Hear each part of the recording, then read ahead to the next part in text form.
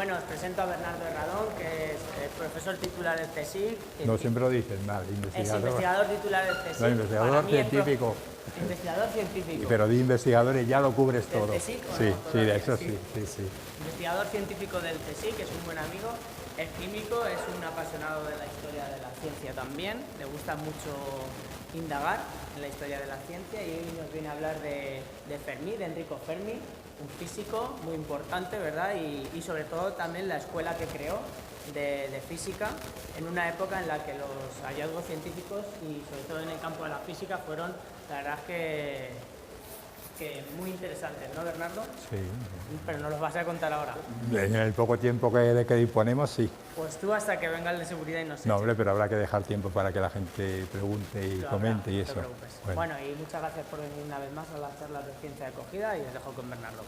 Bueno, buenas tardes a todos, muchas gracias por estar aquí. Y bueno, para luego ya guardarlo aquí y no volverlo y no tener que andar haciendo maniobras raras, os voy a leer una frase escrita por Albert Einstein en su discurso de ingreso el ingreso de la Academia Prusiana de Ciencias. La frase es, nada más empezar el artículo, dice: tal vez se me permitirá hacer algunas consideraciones en generales acerca de mi esfera de actividad, la física teórica. El artículo que escribe se llama Principios de Física Teórica, en relación con la física experimental. Hace unos días, estamos hablando del año 1914, un amigo mío matemático me comentaba en tono de broma: un matemático es capaz de hacer muchas cosas, pero nunca lo que tú quieres que haga en aquel momento. Entonces, sí, continúa Albert Einstein diciendo: a menudo esta misma observación puede aplicarse al físico teórico, cuando el físico experimental acude a él. Y es verdad, yo tengo algún amigo físico que dice que todos los físicos son teóricos y que algunos además hacen experimentos. Esto hoy en día, o en el último siglo, no es cierto. Hay una división muy grande entre la física teórica y la física experimental. Los físicos experimentales generalmente no tienen suficiente conocimiento matemático para hacer la teoría que sustenta la física, y los físicos teóricos es que ni se atreven a hacer experimentos. Nadie recuerda que Albert Einstein, por ejemplo, hubiese hecho alguna vez un experimento en su vida, nunca lo hizo, ¿no? No como la época de Isaac Newton, donde Newton hacía experimentos y además era una cabeza privilegiada para desarrollar matemáticamente la teoría física. Y ha habido una excepción en el último siglo, y esa excepción es Enrico Fermi, el protagonista de esta charla de hoy, ¿no? No sé yo, todos estáis aquí, supongo que todos conocéis quién fue Fermi. Si no, también os habéis podido enterar un poco por la exposición, aunque para mí se le dedica poco espacio a Fermi, pero Fermi posiblemente ha sido, y lo digo así, el físico más importante que ha existido en el siglo XX, posiblemente, porque ha sido la persona que ha conjugado, ha combinado como nadie en los últimos 125 años, la teoría y el experimento. Era un físico teórico fabuloso y era un físico experimental también fabuloso. Por poner algún ejemplo de físicos experimentales geniales, los más grandes posiblemente de la historia, pues podemos citar a Michael Faraday o a Ernest Rutherford, que hacían experimentos, los hacían muy bien, pero luego normalmente no tenían capacidad matemática para poder desarrollar la teoría que explicase sus experimentos, ¿no? Fermi sí pudo hacer todo eso. En cambio, Fermi quizás no sea un físico demasiado conocido, ¿no? Luego podemos entrar a discutir por qué, ¿no? Quizás por su origen italiano. Y ya que hablo de su origen italiano, hace unas semanas, el 20 de julio me parece que fue, yo di aquí una charla dentro también de ciencia de acogida, en la que hablaba de 3 químicos españoles: Enrique Moles, Miguel Catalán y Antonio Marinabeitia, que no sé por dónde está por aquí también. Bueno, y yo aproveché esta charla pues para hacer un poco un análisis de lo que ha sido la ciencia en España y cómo en España, por desgracia, la ciencia nunca ha estado bien vista por la sociedad, por los políticos, por los dirigentes, etcétera, ¿no? Y bueno, al final uno siempre intenta explicarse o intenta buscar alguna razón por la que eso no ha ocurrido. Y la razón, bueno, en España ha sido un país muy dominado por la religión católica, que yo creo que es enemiga de la ciencia, también lo ha sido por los políticos que hemos tenido. Por desgracia en España hemos pasado de reyes dictadores a militares dictadores durante demasiado largo tiempo en nuestro país. Si comparamos España e Italia, somos dos países muy parecidos, aunque los italianos no quieran ser españoles y nosotros cuando nos dicen que podemos parecernos a los italianos, pues echamos peste del que nos lo dice, ¿no? Pero somos países que podemos calificar como hermanos, una lengua bastante parecida, hemos disfrutado de una romanización y latinización, ha habido durante muchísimo tiempo muchas relaciones culturales, comerciales, a través del Mediterráneo, incluso unos pocos kilómetros a través de la tierra, y bueno, hemos tenido siempre una relación muy intensa. Yo creo que culturalmente España e Italia también se parecen mucho en las obras de arte, en los grandes pintores, en los grandes escritores. Podemos presumir Italia y España de ser los países que más ciudades o monumentos que son patrimonios de la humanidad que tenemos en el mundo, ¿no? Pero en cambio hay una diferencia grande, que es que la ciencia italiana siempre ha estado muy por encima de la española. Y eso quizá lo que sean más filósofos deben pensar un poco, porque no podemos achacarlo a la religión, porque si nosotros hemos tenido una dominación religiosa católica, ha sido muy clara, pero en Italia han tenido al Papa, ¿no? Lo que pasa es que en España hemos tenido obispos que han sido más papistas que el Papa, ¿no? Podemos decir también que hay razones políticas diferentes. Yo creo que tampoco. España e Italia se parecen bastante en su ordenación territorial, ¿no? En Italia hay regiones, o llamémosla como está de moda la palabra nación, igual que existen en España. Italia y España no son países, aunque algunos políticos quieran decirnos lo contrario, que se fundaron en la Edad Media, no, somos países relativamente modernos con la estructura actual, y además somos países que hemos sufrido una dictadura, en un caso el fascismo italiano, Mussolini, en otro caso el fascismo español, Franco, ¿no? Bueno, pero a pesar de eso, no sé si será por la influencia de Galileo, que aún sigue perdurando en el ambiente, pero el caso es que Italia es, en comparación con España, una gran potencia científica. Y no hay nada más que ver los 12 premios Nobel científicos italianos que ha habido frente a los 2 españoles, si contamos, por supuesto, a Severo Ochoa como español, ¿no? Y una de esas figuras es Enrico Fermi. Cuando Enrico Fermi empieza su carrera investigadora, no existía la física teórica en Italia. Pero él hizo que 7 de sus discípulos, algunos italianos, como Emilio Segre, al que se menciona también en la exposición, pues fueran premios Nobel. 7 premios Nobel, 7 discípulos de Fermi fueron premios Nobel. Eso significa que fue un gran formador de científicos, ¿no?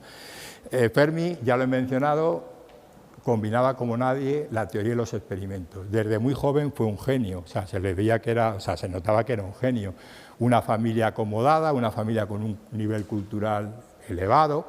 Su padre era un alto funcionario del servicio de ferrocarriles italiano, su madre maestra de escuela, con amigos también con muy buena formación. Y un amigo de la familia, ingeniero, supongo que trabajaría, compañero de trabajo de su padre, pues vio que el niño, porque era un crío de 10, 12 años, que tenía un talento especial para las matemáticas, que es el talento que uno casi siempre detecta más tempranamente, y para la física. Y ya con 12 años, bueno, tengo que decir que Fermi, para ponerlo en contexto histórico, nació el 29 de septiembre de 1901, pero ya con 10, 12 años, este amigo de la familia le empezó a dar libros para que fuera estudiando, pero lo último que había en física entonces, es decir, la teoría cuántica de Planck, el modelo del átomo de Bohr, la teoría de la relatividad de Albert Einstein, eso con 12 o 13 años. Cuando él nació en Roma, y lo lógico es que alguien nace en Roma, pues vaya a estudiar a la Universidad La Sapienza, en Roma, pero él decidió que no iba a ir a esa ciudad, sino que iba a estudiar en la Universidad de Pisa, porque en aquella época, sin ser un gran centro de la física de su época, Pisa estaba mucho mejor que Roma para la enseñanza de la física. Entra a la universidad con 17 años, entra con honores porque realmente él ya había publicado algún artículo sobre acústica y ya con eso le abrió todas las puertas, y ya desde el primer momento, como siempre, como dicen todos sus biógrafos, pues Fermi fue autodidacta.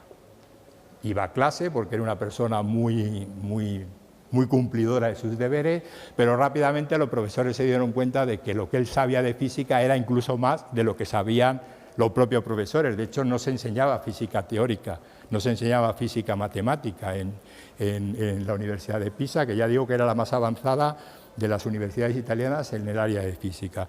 Y de hecho, uno de sus profesores de física experimental le pidió a Fermi que le enseñara física teórica, o sea que ya veis eso con antes de cumplir los 19 años. Acaba su tesis doctoral en física en la Universidad de Pisa en el año 1922, es decir, con poco menos de 21 años, y entonces con una carta de recomendación pues se va a Roma a estudiar en el Instituto de Física, y allí el director le recibe con los brazos abiertos, pero también se da cuenta que quizás el instituto tampoco está a la altura de ese talento tan inmenso, ¿no?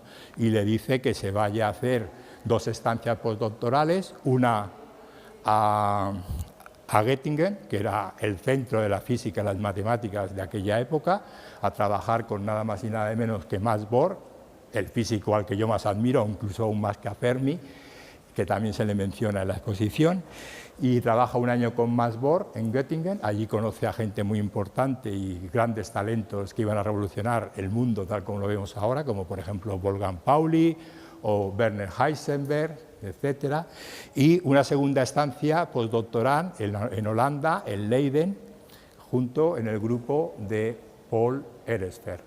Bueno, esas dos maneras o sea, dos grandes profesores pues realmente contribuyen a su formación. Y entonces, ¿cuáles son los temas de trabajo que Fermi tiene en esa época? Bueno, principalmente física cuántica, lo que se llama la física cuántica antigua. Estamos hablando ya, eso fue en el año 1923-1924, está a punto de publicarse el trabajo importantísimo del principio de incertidumbre o de indeterminación mejor de Werner Heisenberg. Está a punto de publicarse la teoría de la dualidad onda-corpúsculo de de Broglie, y está a punto de publicarse la ecuación de ondas de Schrödinger. Bueno, con esos 3 trabajos, con esas 3 publicaciones o con esas 3 investigaciones comienza lo que se llama la física cuántica moderna o la mecánica cuántica moderna. Pero Fermi sigue aferrado a las ideas del átomo de Bohr, del modelo de la teoría cuántica de Max Planck, la teoría cuántica de Albert Einstein, que hay que recordar que Albert Einstein es uno de los padres de la teoría cuántica, y ahí él empieza a trabajar en algo que nadie había trabajado antes, que era intentar combinar la mecánica cuántica con la mecánica estadística. Ya existía lo que se conoce como la estadística de Bose, que luego refinó Albert Einstein y se conoce actualmente como la estadística de Bose-Einstein, y a partir de los principios cuánticos Fermi fue capaz de elaborar una teoría, un modelo, que se conoce actualmente como la estadística de Fermi-Dirac. Se llama así, aunque Fermi fue el primero, porque unos meses después Dirac, que digamos era un mecánico cuántico moderno, de la teoría moderna, pues refinó el modelo de Fermi. Eso lo hizo con 25 años escasos, es decir, que ya había hecho una contribución que muchos científicos, y yo me incluyo por supuesto, daríamos varias vidas para poder hacer solo esa contribución que hizo con 25 años. Vuelve a Italia, de hecho este trabajo lo empezó en Leiden, pero lo terminó en Italia, y como realmente se daban cuenta, que eso también fue muy importante, que las autoridades académicas italianas de la época se dieron cuenta de que ya había allí una serie de gente, Fermi era el más destacado, pero había otros, que eran físicos teóricos importantes, y había que apoyarlos, había que apoyar a los jóvenes de talento. Y entonces se crean específicamente 3 cátedras de física teórica, una para Roma, otra para Florencia, la tercera para Pisa, y la de Roma se la asignan a Fermi. Y en el año en noviembre de 1926, con 25 años, es nombrado catedrático de la Universidad de Roma y del Instituto de Física que he comentado antes. Pues eso, con 25 años, y empieza sus clases en el año 1927, el 10 o el 12 de enero. ¿Qué hace Fermi en aquel momento? Ya digo que su formación era la del físico teórico, pero empieza a atraer gente joven a su grupo. Y esa gente joven él no los quería para que fueran físicos teóricos, pues ya he dicho que la gente en Italia en aquella época no tenía formación en física teórica, porque no existían realmente las materias de física teórica. Fermi era un bicho raro en este sentido. Lo que hace es contratar o reclutar gente que le van a hacer experimentos que él diseña, experimentos que él muchas veces contribuye pues, con sus manos a hacerlo. Algunos son nombres muy destacados, algunos de esos premios Nobel que he dicho que antes trabajaron con él, quizás el más destacado de todos fue Emilio Segre, que también se le menciona por allí en un cartel, ¿no? Bueno, se le menciona porque también fue una persona muy relevante, premio Nobel por haber descubierto el antiprotón en años posteriores, una vez emigrado a Estados Unidos. Bueno, reúne un grupo de gente excepcional, Fermi, y empieza a hacer experimentos. En principio los experimentos que hacía eran espectroscopía, un poco como estaba haciendo Ángel del Campo o Miguel Catalán aquí en España. Estamos hablando de gente de la misma época.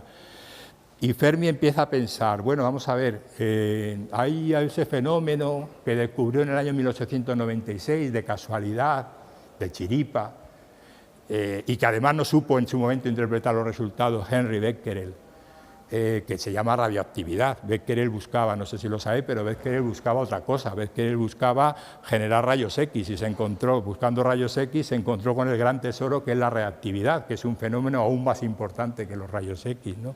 Gracias a los Curie, especialmente a Marie, pero gracias también al talento de su marido Pierre Curie, supimos lo que era la reactividad. Y el gigante de la ciencia que puso la reactividad en órbita fue Ernest Rutherford y toda su escuela, que también fue un gran maestro de físicos experimentales. Bueno, con esto estamos hablando de las primeras décadas, año 1910, alrededor del año 1910, donde aún Fermi era un chavalín que ni siquiera había empezado a estudiar, pero cuando él vuelve a Italia en el año 1926, ya se sabía muchas cosas de la radioactividad. Se sabía que existían varias partículas que se generaban. Una de ellas no era partícula, se consideraba entonces una onda, la radiación gamma, pura energía, ¿no? Otra eran unas partículas que Rutherford demostró que eran núcleos de helio, que son las partículas alfa. Se llaman las partículas alfa porque fueron las primeras que se propusieron. Las segundas fueron las partículas beta y se demostró que era lo mismo que Thomson, unas décadas antes, había conseguido caracterizar y demostrar que eran electrones. Había, ya digo, 3 tipos de radiaciones, alfa, beta y gamma. Y la partícula alfa más o menos se sabía uno cómo podía formarse. La partícula gamma o la radiación gamma también más o menos, porque bueno, era pura energía, como una radiación como los rayos X o la luz ultravioleta, ¿no? Pero ¿cómo se formaban esos electrones? Electrones que procedían de un núcleo. Ya se tenía la casi certeza de que los núcleos estaban cargados positivamente. Entonces, ¿cómo se va a generar una carga negativa, una partícula con carga negativa a partir de un núcleo cargado positivamente? Había que crear una teoría que explicase eso. ¿Y quién creó esa teoría? ¿Quién dio la primera aplicación de esa teoría? Por supuesto que fue Enrico Fermi. Enrico Fermi propone una teoría para explicar la desintegración beta en los núcleos radiactivos. Esto fue un hito que, si antes decía lo de la mecánica estadística, un trabajo que vale por toda una vida, este es aún un trabajo mucho más relevante, mucho más relevante. Aquí, otra vez, intervino su faceta de físico teórico. Ya digo que en física experimental él estaba trabajando en espectroscopía, que era el tema que le interesaba. Y resulta que, bueno, en aquella época todos sabéis de qué está constituido un núcleo, ¿no? Un núcleo atómico está constituido por partículas cargadas positivamente, que son los protones, y partículas neutras de aproximadamente la misma masa, que son los neutrones. Pero en aquella época no se habían descubierto aún los neutrones. Rutherford había propuesto que dentro del núcleo habría una partícula cargada eléctrica, o sea, sin carga eléctrica, y similar en tamaño, en peso, en masa al protón, y le propuso el nombre de neutrón. Hubo una circunstancia desafortunada que a veces ocurre en la historia de la ciencia, de que un científico relevante usa un término que se ha usado en otro contexto para definir otra cosa. Y esa persona que usó ese término de manera desafortunada fue Wolfgang Pauli, al que ya he mencionado. Pauli, que es principalmente conocido por lo que se conoce el principio de exclusión de Pauli, que más o menos dice que una partícula no puede tener los 4 números cuánticos iguales, es decir, que una partícula no puede estar, si hacemos un símil en nuestro mundo ordinario, que 2 partículas no pueden estar ocupando a la vez el mismo sitio, igual que 2 objetos no pueden estar a la vez ocupando el mismo espacio. Bueno, pues Wolfgang Pauli, estudiando precisamente la desintegración beta, se sabía en ese momento que un neutrón se convertía en un protón más un electrón. Pero había algo que no le cuadraba, y es que no encajaba con la ley de la conservación de la energía. Y entonces Pauli dijo, bueno, pues se forma otra partícula que aún no hemos sido capaces de detectar. Por supuesto, esa partícula tiene que tener una masa muy pequeña y no debe tener carga eléctrica. Y entonces Pauli tuvo el hecho desafortunado de llamarle a eso neutrón, que ya había usado antes, ya digo, Rutherford, ese término para definir una partícula hipotética. El caso es que hubo durante décadas se intentó buscar experimentalmente la existencia del neutrón, y en el año 1932 un discípulo de Rutherford, en Cambridge también, en el laboratorio Cavendish, James Chadwick, lo que hizo fue detectar y caracterizar el neutrón. Y claro, a eso le dio el nombre que le había dado su maestro antes de que se descubriese. Le llamó neutrón.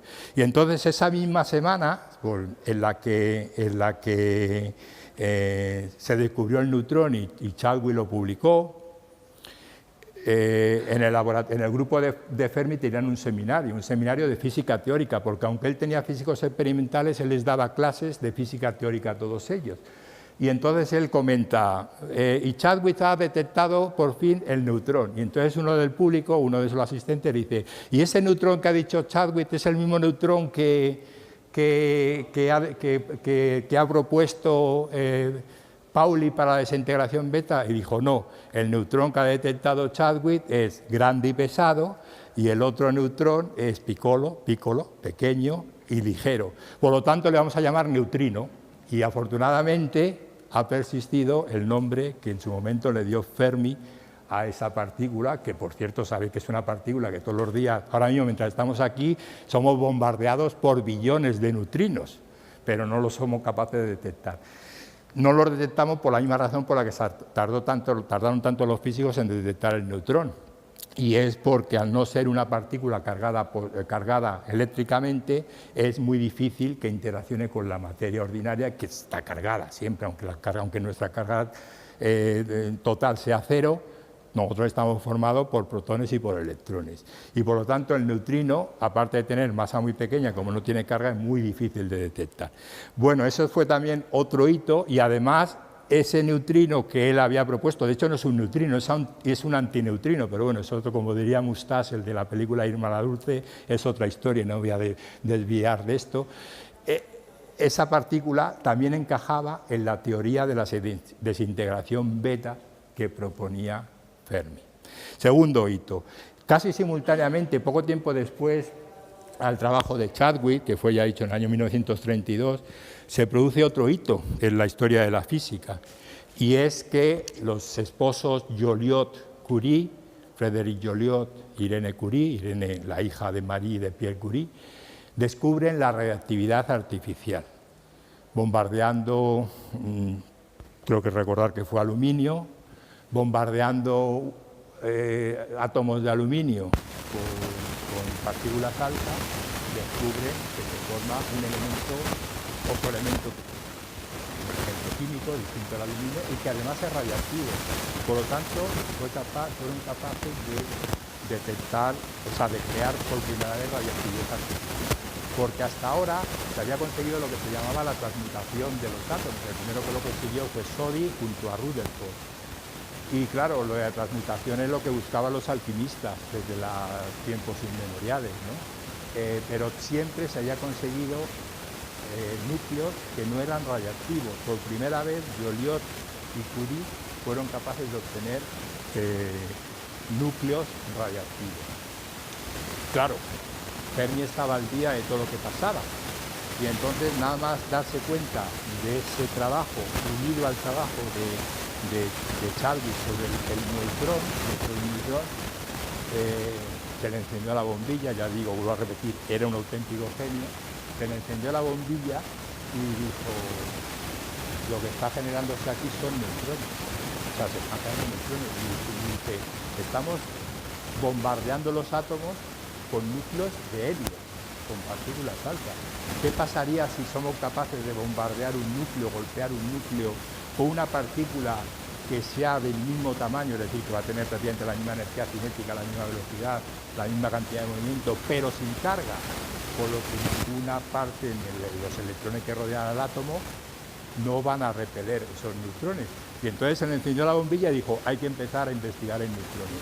Le pidió a uno de sus colaboradores, un genio que posiblemente hubiese ganado el premio Nobel, pero eso también es otra historia, Ettore Majorana, que a lo mejor a muchos os suena, que hiciera un desarrollo teórico. De hecho, Majorana hizo un desarrollo teórico para aplicar los resultados de Joliot-Curie. Ya digo, Joliot-Curie eran esos físicos experimentales que no eran capaces de replicar muy bien los experimentos, desde el punto de vista de establecer una base teórica, una teoría sólida y extensa, ¿no? Majorana sí fue capaz de hacerlo, pero Majorana nunca quiso publicarlo. Majorana era un tío muy raro, de hecho desapareció en el año 38 y nunca más se supo de él.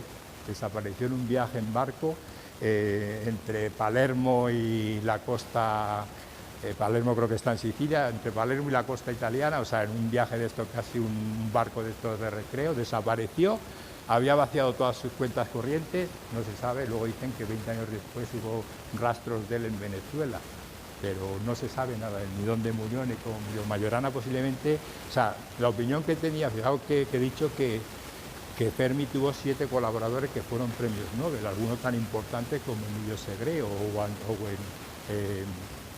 Chamberlain. Pues Fermi siempre consideró que Majorana estaba al nivel, y lo dice literalmente, de Newton y de Galileo. A los otros lo consideraba físicos, científicos de primera clase, pero a este le consideraban uno de los genios absolutos de la historia de la ciencia. Se perdió Majorana su rastro y no sabemos nada de él. Bueno, continúo con la historia. Entonces, ¿qué ocurrió? Que entonces empieza un programa experimental, Fermi, allí en Italia, donde va a estudiar la generación de neutrones, siguiendo el procedimiento que habían utilizado en su momento Chadwick y que habían seguido Joliot y Curie. Y bueno, como era un tipo excepcional, pues lo que hizo fue sistemáticamente estudiar cómo afectaban esos neutrones a todos los elementos químicos de la tabla periódica. A los 92, bueno, aún había dos agujeros o 3 en la tabla periódica que había que rellenar años posteriores, ¿no? 89 elementos químicos. Bombardeó los 89 elementos químicos con neutrones y consiguió más de 400 elementos radiactivos, que eran evidentemente isótopos de los ya conocidos. Y además estableció una serie de leyes dependiendo del número atómico, es decir, de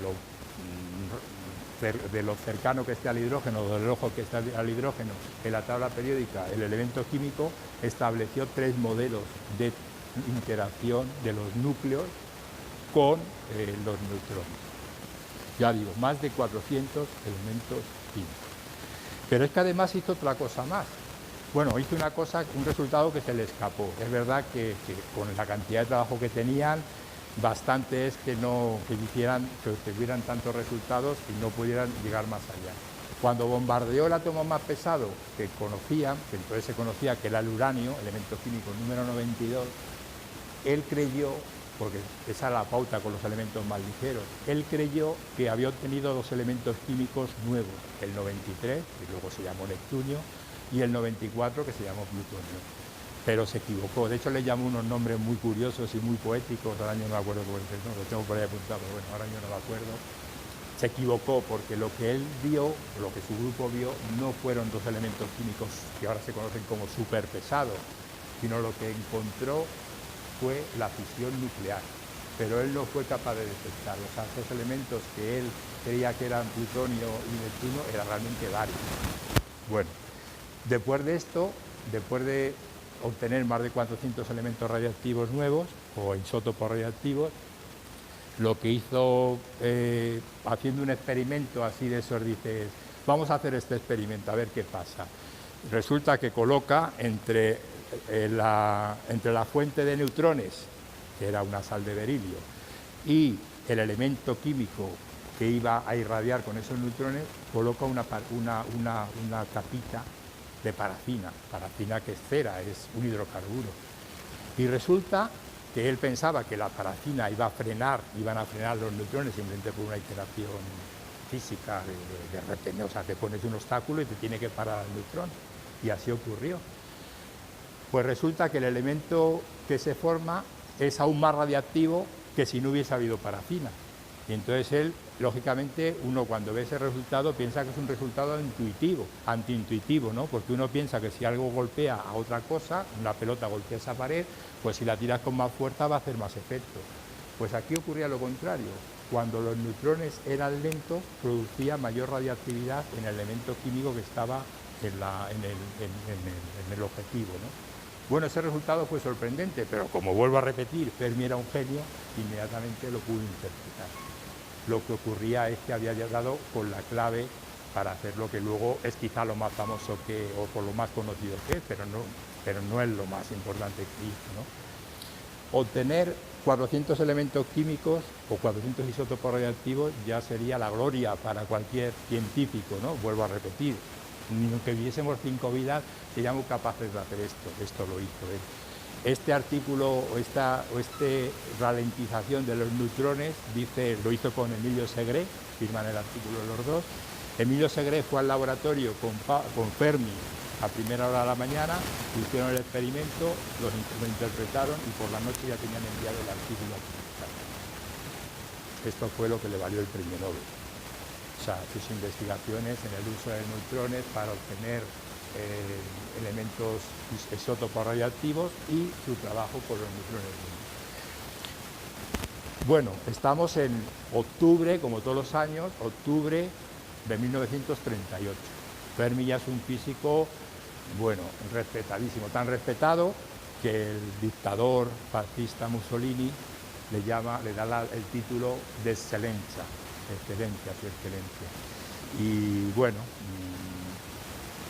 le dan el premio Nobel, y entonces él, como todos los años ocurre, el 10 de diciembre, él va a Estocolmo a recoger el premio Nobel. Como ocurre siempre, uno se lleva a toda su familia, a todos sus amigos, a sus colaboradores, a todo el que quiere, o se lo puede permitir el premiado a que les acompañe.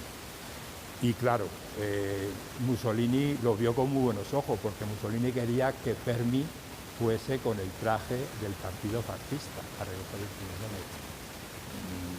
No había hablado nunca con Fermi, porque Fermi no era de esa cuerda, evidentemente, ¿no? Y además es que la mujer, Laura, la mujer de Fermi, que era judía. Entonces, ¿qué hizo Fermi? Fue a Estocolmo, recogió el premio Nobel el día 10 de diciembre, el día 12 de diciembre lee su discurso del premio Nobel e inmediatamente emigra con su mujer y sus 2 hijos, un niño y una niña, emigra a Estados Unidos y no vuelve a Italia.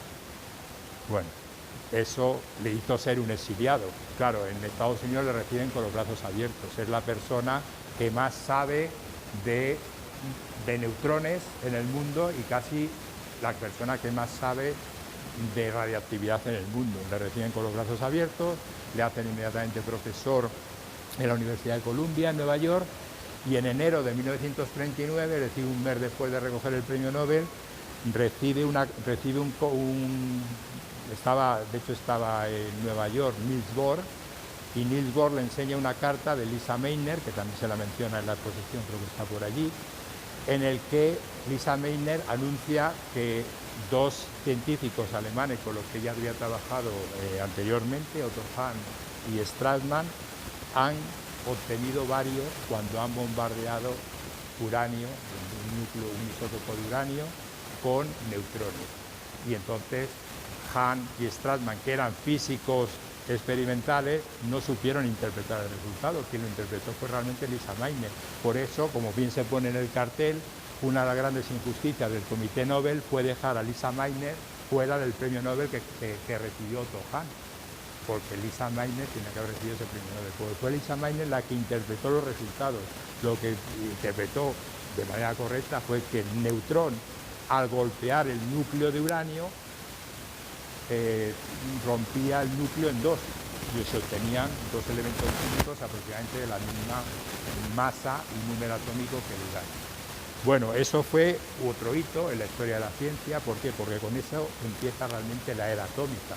Pero claro, los neutrones que estaba utilizando Hahn eran neutrones rápidos, que era lo que todo el mundo utilizaba. Nadie sabía, o sea, el que sabía pararlos era o frenarlos o desacelerarlos era el grupo de Fermi.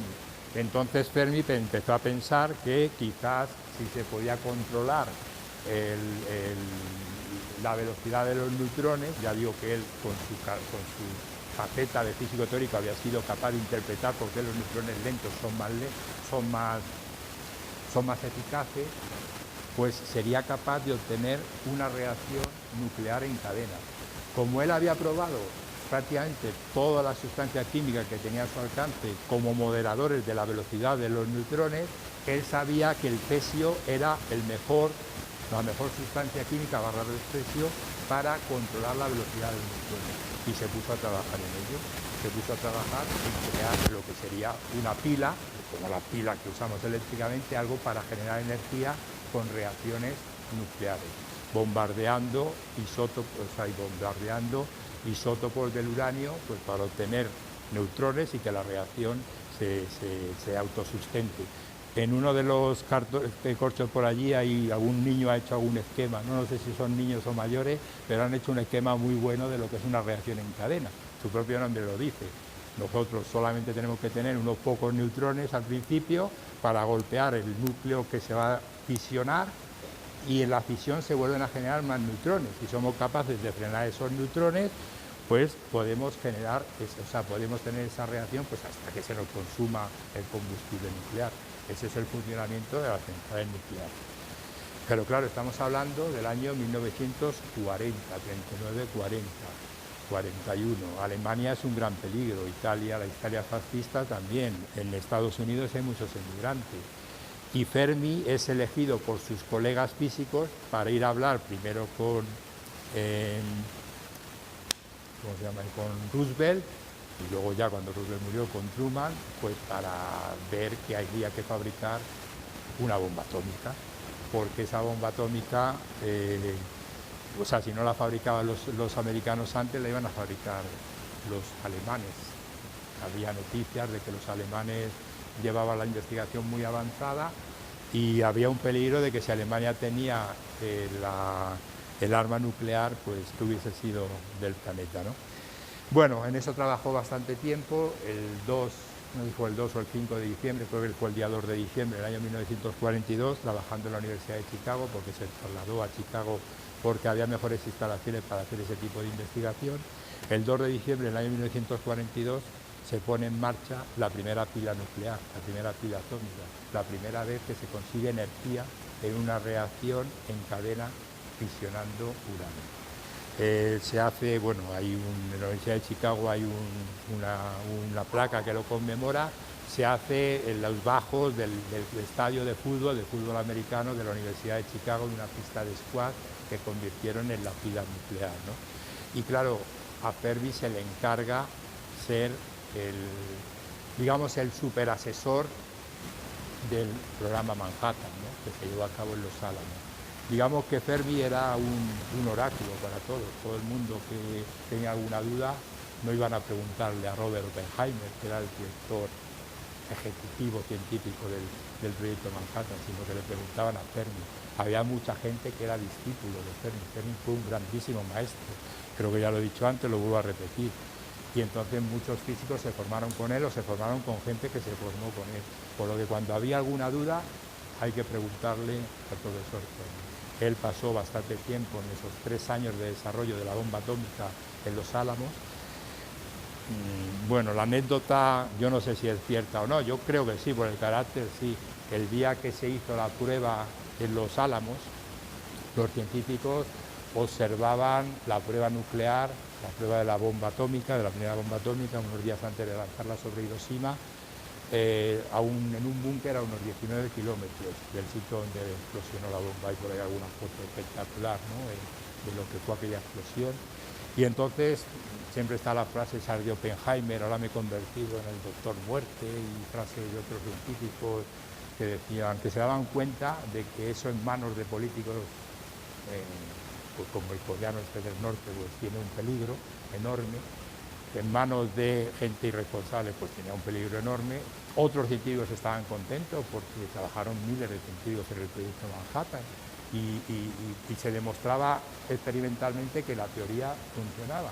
Bueno, pues mientras todo el mundo estaba de una manera u otra sorprendida, la anécdota dice que Fermi cogió una hoja de papel, la cortó en pedazos y según se produjo la explosión, tiró los papeles al aire.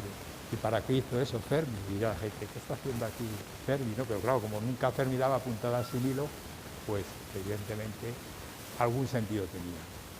Midió la distancia que habían recorrido los trocitos de papel y ya él había hecho antes unos cálculos previos con unas tablas que ya tenía preparadas y fue capaz de hacer una primera estimación de las consecuencias de la onda expansiva de la bomba. Por supuesto, luego hubo medidas más precisas que confirmaban el experimento sencillo que Fermi fue capaz de hacer con una hoja de papel. Bueno, se lanza la bomba, ya sabéis las consecuencias del comienzo de la era nuclear, por desgracia, y él vuelve a la Universidad de Chicago.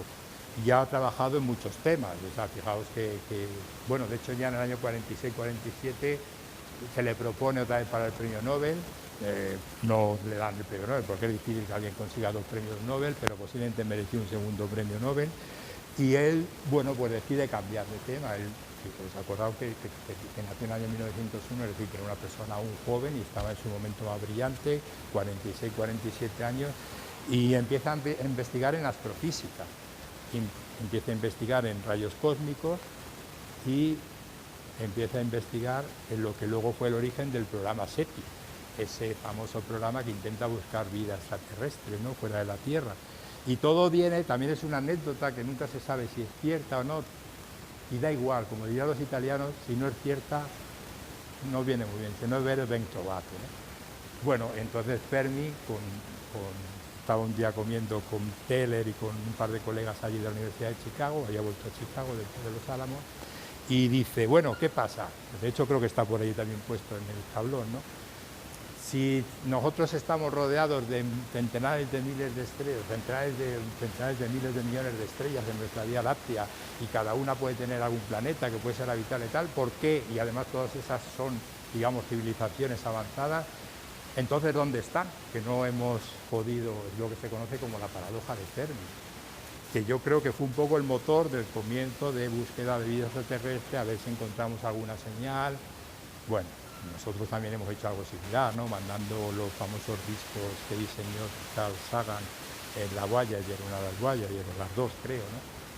Bueno, el caso es que yo creo que Fermi hubiese hecho unas aportaciones muy importantes a la astrofísica, porque creo que he dejado claro que era un tipo genial, pero bueno, por desgracia, como ocurrió con muchos pioneros de la investigación nuclear, como puede ser el caso de Marie Curie, tenía cáncer y murió de manera rápida y casi inesperada, nadie lo esperaba, evidentemente, en el año 1954, creo que fue el 28 de noviembre, ya le habían detectado el cáncer, entonces le hicieron un examen exploratorio a ver, claro, no tenían las técnicas que tenemos hoy en día, ¿no? En parte gracias a la física nuclear tenemos técnicas exploratorias, ¿no?, el lado bueno de la reactividad.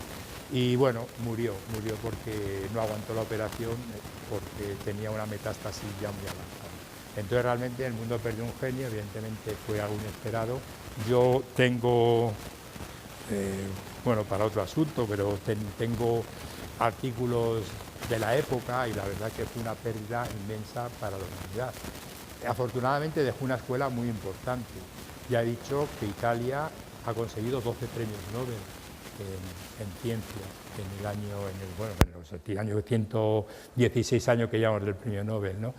5 de ellos en física, algunos de ellos discípulos o discípulos de su discípulo, porque, por ejemplo, el camino que abrió entre los discípulos, ya he mencionado a Emilio Segre, que recibe el premio Nobel por descubrir el antiprotón. Segre también descubrió 2 elementos químicos nuevos, el tecnecio y el astato.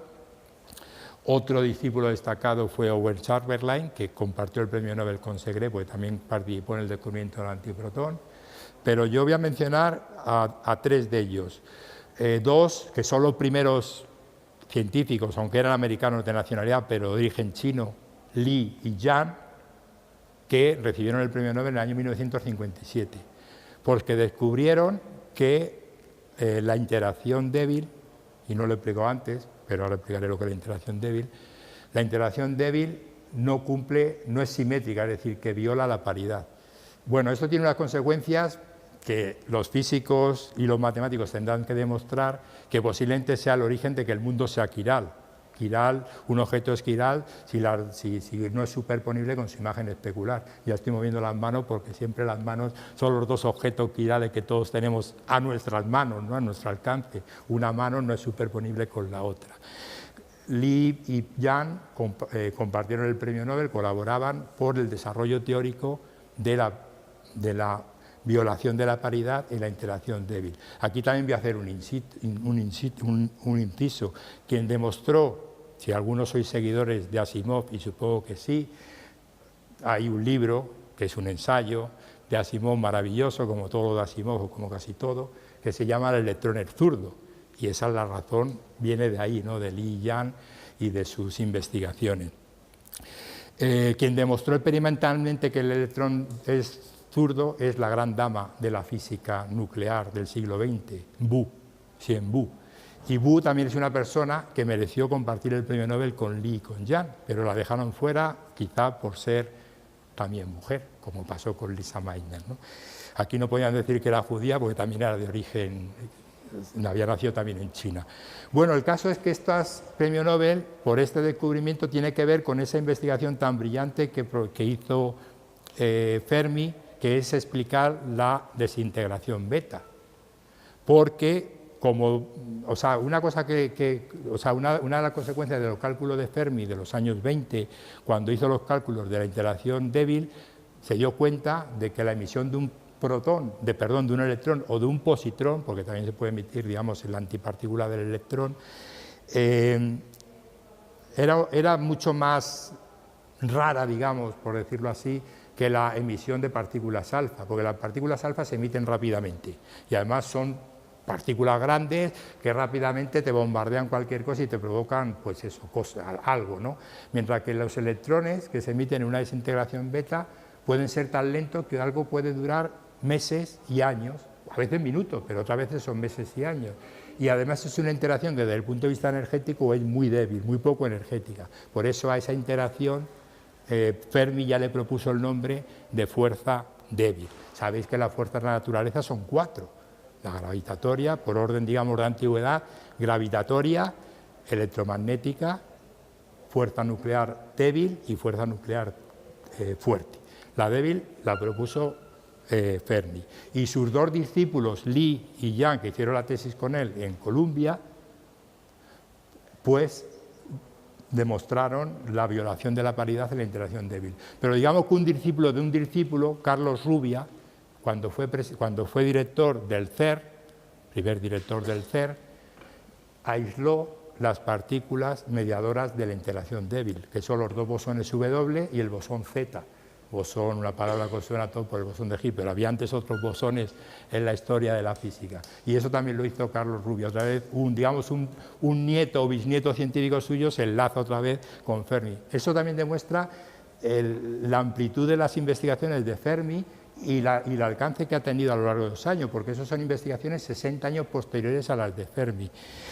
Y no sé si iba a decir algo más. No, creo que ya con esto. Bueno, algún otro discípulo, ya he mencionado a Ettore Majorana. Bueno, no voy a mencionar nada más, dejo tiempo por si queréis hacer alguna pregunta. Bueno, pues muchas gracias a todos por vuestra atención.